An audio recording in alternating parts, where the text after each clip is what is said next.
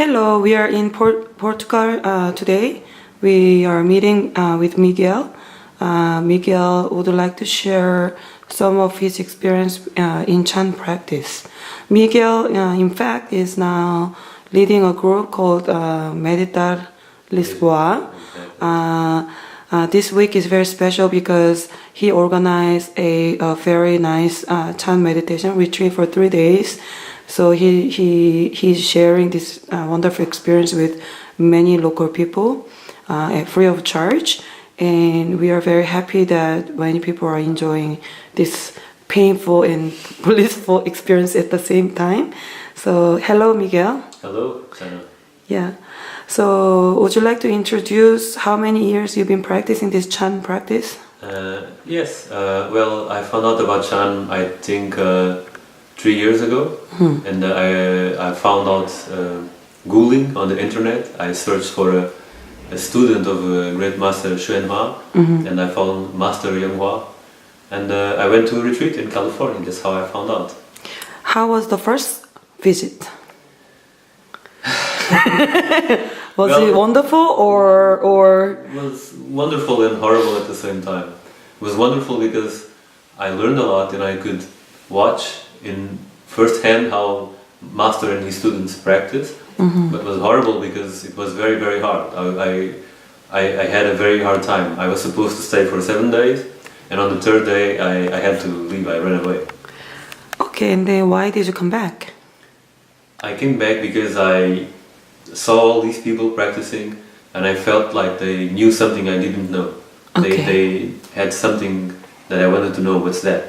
Okay, so I was told that you had some significant health improvement for the last, I don't know when, but I was told that you had a difficult health issue before you practiced Chan, which actually was healed about 50%, and you couldn't figure out how to resolve the problem. Can you share the experience?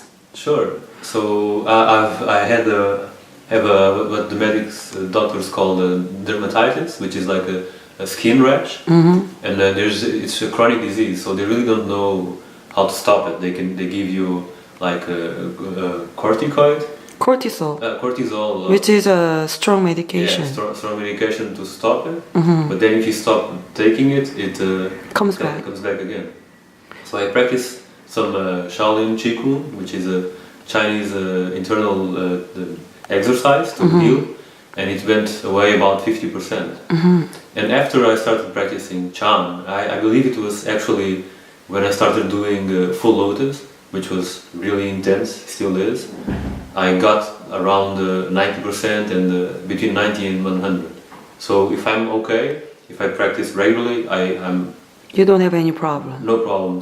But life is a bit complicated sometimes. I get a bit stressed or I cannot practice a couple of days, and sometimes it comes back, but it's always much less than it was before. So this is how I knew that even if I don't feel like energy or something, there's something very special going on, because I practiced Qigong for 10 years.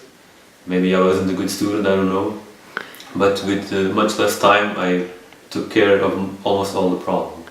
And I had heard great news in your life. I heard that you became a father.